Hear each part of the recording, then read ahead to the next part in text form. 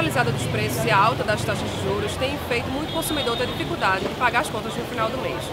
Para se ter ideia, o Brasil atingiu em abril uma marca de 55 milhões de pessoas inadimplentes. Significa mais ou menos 38% da nossa população. Vamos ver o que as pessoas acham sobre isso, o que as famílias têm feito para cortar as despesas de casa. Cartão é uma coisa muito boa, mas é necessário em emergência e urgência. Desde que use um cartão com a consciência que vai pagar no outro mês, pelo menos no máximo, tudo bem. O dinheiro que está se pegando só dá mesmo para comprar comida, pagar meu remédio e não dá mais para a gente comprar mais nada, minha querida.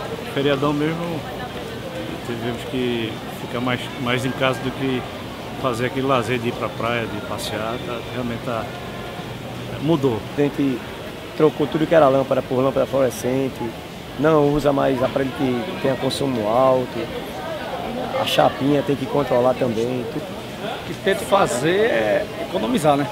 Porque se você não economizar, você nunca sai do buraco que o Brasil está. E se você souber economizar os gastos, você não passa por esse risco de ficar devendo a algum banco ou empréstimo ou qualquer tipo de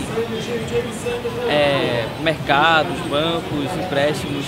Mas eu sempre faço uma reserva de um dinheiro, caso aconteça algum caso desse, evitar longos juros. Mudou, eu acho que a estrutura toda mudou, né?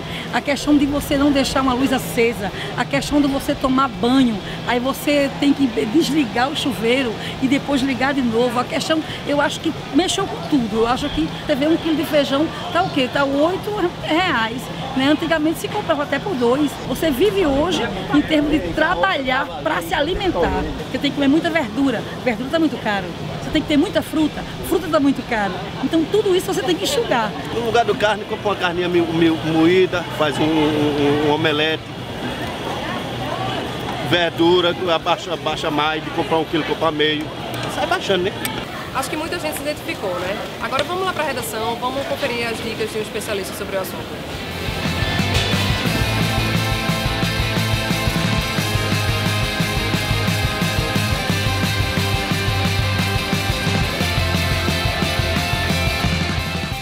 Agora a gente vai conversar com o Arthur Lemos, ele é consultor e educador financeiro, sócio da Dissop Educação Financeira aqui em Pernambuco. Vamos lá.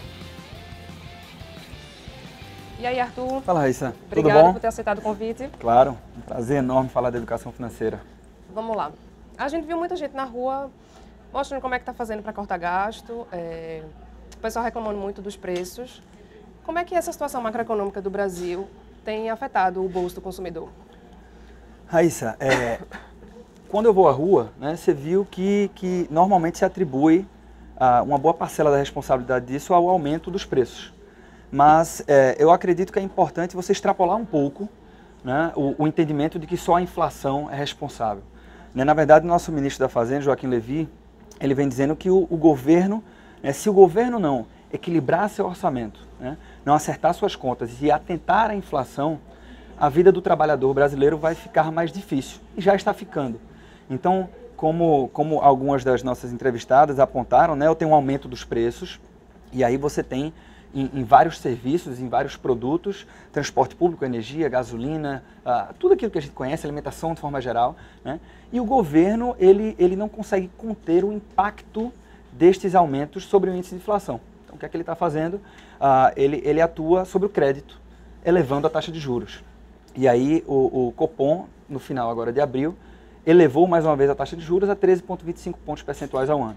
Né? É um nível alto, ou seja, desde outubro de 2012 que isso vem subindo, e uma taxa de juros mais alta representa o dinheiro mais caro.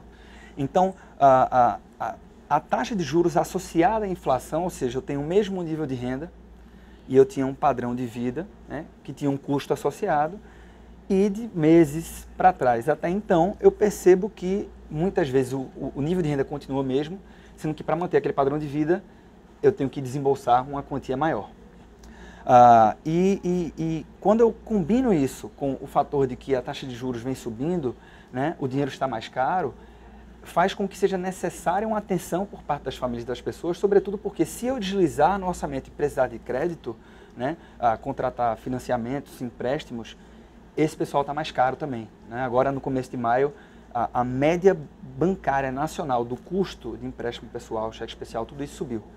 Então, as famílias brasileiras, isso não acontece em função de uma data específica onde eu tenho muito consumo, e sim da conjuntura econômica que faz com que seja necessário para muitas famílias um freio de arrumação e entender o seu orçamento. A gente viu, por exemplo, o consumidor Carlos Barbosa avaliando aí o uso do cartão de crédito, avaliando se o cartão de crédito era uma boa ou não, né? E a gente viu também José Jonatas e José Saulo falando um pouco que a economia dentro de casa poderia ser uma boa saída. Bacana. E aí o brasileiro, em geral, ele tem cortado os gastos, né? Mas a gente vê que o pessoal, na maioria das vezes, ataca mais o problema do que a causa. Perfeito. E isso aí reflete uma falta de educação financeira que já é um problema histórico, né, do consumidor brasileiro. Isso, sua colocação está perfeita, tá? De acordo com a pesquisa de endividamento e inadimplência do consumidor, eu tenho mais de 50 milhões de brasileiros inadimplentes, né? Eu tenho 63% da população endividada, e isso não muda muito quando eu olho para os últimos anos. Na verdade, vem crescendo um pouco. O que é que eu quero falar com isso? Toda essa conjuntura, né, que pressiona o orçamento das famílias, ela, na verdade, ela expõe uma grande fragilidade que nós temos, inclusive a fragilidade do nosso modelo educacional, que é a falta de educação financeira. Nós não somos educados financeiramente. E se você perceber, todos os entrevistados na rua, eles acabam atribuindo a responsabilidade do problema ao governo, à inflação, à própria taxa de juros que eu mencionei há pouco, ao empregador, o banco, quer que seja, mas na verdade eu tenho um grande responsável pela situação financeira da minha família, que é a minha educação, ou seja, a forma como eu me relaciono com o dinheiro quando ele passa pelas minhas mãos, né? Isso é muito importante. Então, o Carlos Barbosa fez um comentário muito pertinente, que está totalmente conectado com isso. Ele fala que o cartão de crédito é uma coisa boa. E não é comum você escutar isso. Normalmente eu coloco o cartão de crédito como vilão. Esse entendimento, ele é necessário. Entender que eu sou o principal agente no processo. Até porque, Raíssa, eu não tenho autonomia sobre a decisão do banco, do governo. Então, o crédito não é o problema. O crédito é uma coisa boa, desde que ele seja utilizado de forma consciente, né, com inteligência financeira, né? O segundo entrevistado que você pontuou, ele fala de economia. Então, ele diz assim, é importante economizar porque assim você livra o risco de se endividar. Eu acho que cabe um ajuste nessa afirmação.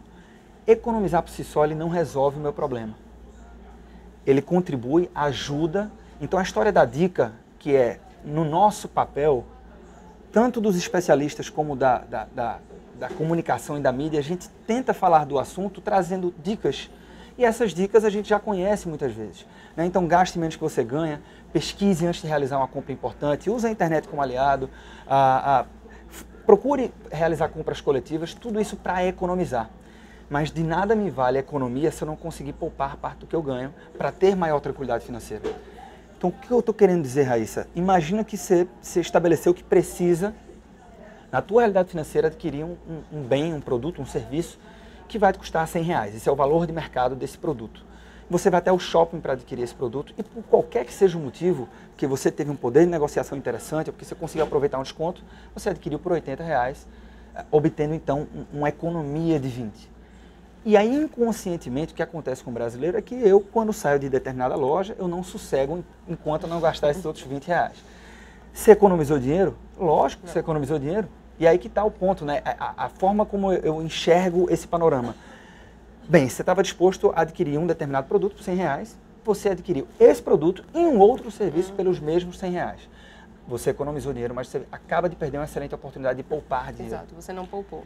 Então, se eu faço uma série de coisas muito bacanas que tem que as pessoas trouxeram, que a inteligência popular traz, como trocar uma determinada programação, um feriado, ficar em casa, usar menos a máquina, explorar um pouco menos a energia elétrica em casa, tudo isso vai me trazer economia. Mas se eu utilizar essa economia dentro de um sistema de recompensa, né, com outras trocas, eu vou continuar apertado. Então, é importante entender que poupar é diferente do que economizar. Economizar é sempre bem-vindo, é muito bacana, mas é a poupança que vai me trazer tranquilidade financeira. E é isso que a gente não sabe fazer bem.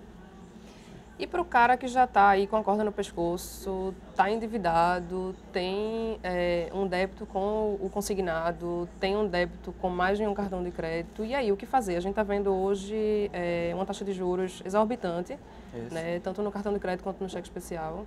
E aí? O que é que esse cara pode fazer para tentar, de repente, renegociar essa dívida ou tentar uma taxa de juros menos alta? Tá. Primeiro ponto, né? A FEBRABAN, que é a Federação dos Bancos, ela anualmente organiza feirões de renegociação de dívidas. E muitas vezes você pega um cidadão que está endividado, ele entra nesse feirão para renegociar sua dívida, que aquela dívida ela representava uma parcela, um custo mensal de R$1.000, e ele renegocia e ele sai desse feirão com um novo compromisso financeiro mensal menor que R$1.000, 800, 500, qualquer que seja o valor. E aí você pergunta para essa pessoa assim, e aí, o que é que você fez? Eu renegociei, foi muito bom. Mas e aí? E quando você tenta realmente entender o problema, você vai ver que essa pessoa ela diz, bem, é aí que eu vou ver como é que eu vou fazer para pagar essa nova parcela. Então, primeiro ponto, independentemente da minha situação financeira, se eu estou equilibrado, se eu sou um investidor, se eu estou endividado, inadimplente, é entender a minha realidade financeira. E se a minha realidade financeira está retratada em um problema, ou seja, eu estou endividado, eu tenho dívidas e não sei por onde começar, eu tenho que entender muito bem o problema, tá?